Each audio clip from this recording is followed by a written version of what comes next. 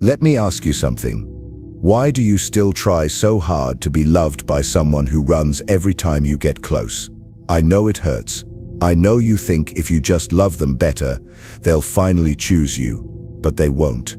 Because avoidant people aren't looking for closeness, they're looking for control. And you became easy to hurt the moment you made their silence your responsibility. And I get it. It's not easy to walk away from someone who keeps hurting you in 100 little ways, especially when you still love them. But the truth is, you're not staying for love. You're staying because of hope, fear, and the idea that maybe, this time, they'll finally stay. So here's the shift. You stop playing their game. You stop over-explaining, over-giving, overstaying. You disappoint them, and you finally choose yourself. Because today, we're going to talk about who avoidant people really are, what they want, how they treat you, and what they feed on emotionally. And maybe, this video didn't show up by accident. Maybe life is giving you one last chance to love yourself more than the person who keeps running. If you're ready to take that step, write in the comments, "I'm done." Who is the avoidant? And how they behave in relationships. An avoidant is someone who deeply wants love, but fears it even more. They often grow up in environments where emotions were dismissed, shamed, or punished. So as adults, closeness doesn't feel safe, it feels threatening. Love becomes something that might trap them or expose them, and so they protect themselves by pulling away. In relationships, the avoidant sends mixed signals. They show interest, they chase, they even flirt with intimacy. But the moment the bond begins to deepen, they start to distance themselves. Not because they don't care, but because they're afraid of losing control. They're scared that your emotional needs might suffocate them. So they detach, not to hurt you, but to feel safe. They don't easily say, "I love you." They avoid deep conversations, and when you try to get closer, they may accuse you of being too much, when in reality, they're overwhelmed by feelings they never learned how to handle. On the outside, they may look independent and carefree, but inside, they're afraid of being known too deeply. That's why they withdraw when things get real, shut down during conflict, blame you for needing too much, keep the relationship emotionally shallow, and disappear without explanation.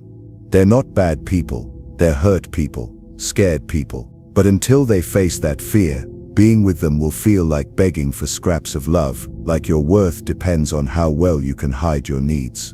Avoidants don't withhold love because they're heartless. They do it because love feels dangerous to them. What it really feels like to love an avoidant, being in a relationship with an avoidant, feels like loving someone who always has one foot out the door. One moment, they're warm, attentive, and present.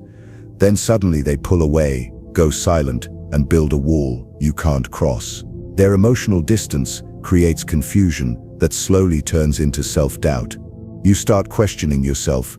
Did I say something wrong? Am I being too much? Should I just stay quiet? You begin shrinking yourself to keep the connection alive, tiptoeing around their silence, hoping your love will be enough to make them stay. But with every attempt to bring closeness, they retreat further.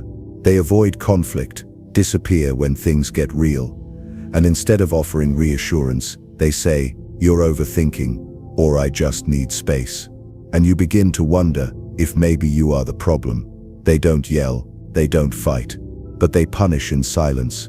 And when you try to express how you feel, they draw boundaries so thick that it feels like you're not even in the same relationship anymore. The most painful part, they make you feel like you're wrong, even when you're trying to do right. Like you're too sensitive. Eventually, you start turning against yourself, doubting your own emotions, overanalyzing every word, every action, wondering if you're the one breaking things. This kind of love doesn't just hurt, it distorts your sense of self. It makes you feel unworthy, unstable, like something inside you is broken, and slowly, without even realizing it, you stop recognizing who you were before all of this began. What avoidants feed on? Avoidants feel most at peace when emotional distance is maintained, when no one gets too close, when they're not required to carry the weight of someone else's feelings. Their emotional dose is this: control without responsibility, They want love, but they don't want to be needed. They crave connection, but only on their terms. Their satisfaction comes when you are constantly trying to figure them out, walking on eggshells and shrinking your own needs just to keep the connection alive. They feed off your confusion. When you begin to doubt yourself, thinking, maybe I'm just overthinking, or maybe it's my fault, that's where they gain power. They say little, but their silence speaks volumes, leaving you over-analyzing every detail. They pull away, and instead of holding them accountable, you start questioning your own worth. They find comfort in being chased, in knowing that no matter how distant or cold they become, you will still come closer, trying harder to understand them. When you constantly seek their validation, apologize without reason, or justify their emotional unavailability, you're feeding the cycle they thrive in. They don't want to do the emotional work. They want the benefits of being loved without showing up fully for it. They feel safe when you are unsure of yourself, when you make their silence mean something deep, when you try to fix things they broke without even acknowledging it. But here's the truth. This isn't love, this is emotional control, dressed up as intimacy. And the cycle only ends when you stop chasing.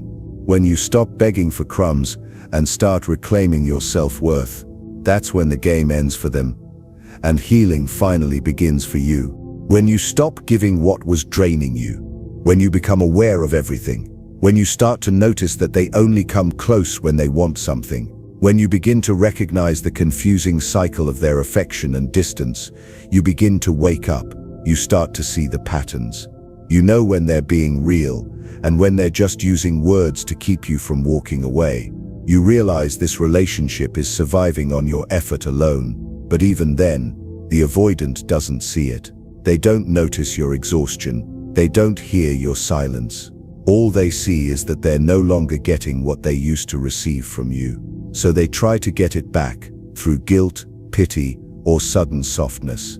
But now you know this is the turning point.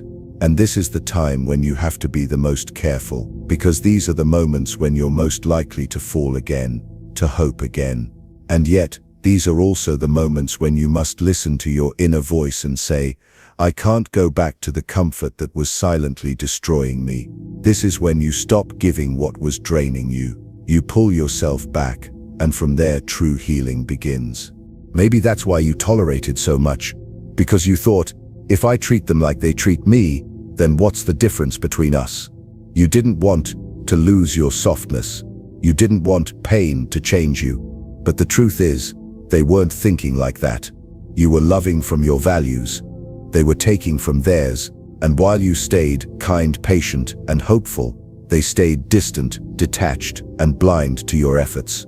You weren't weak. You were loyal. You weren't naive. You were loving.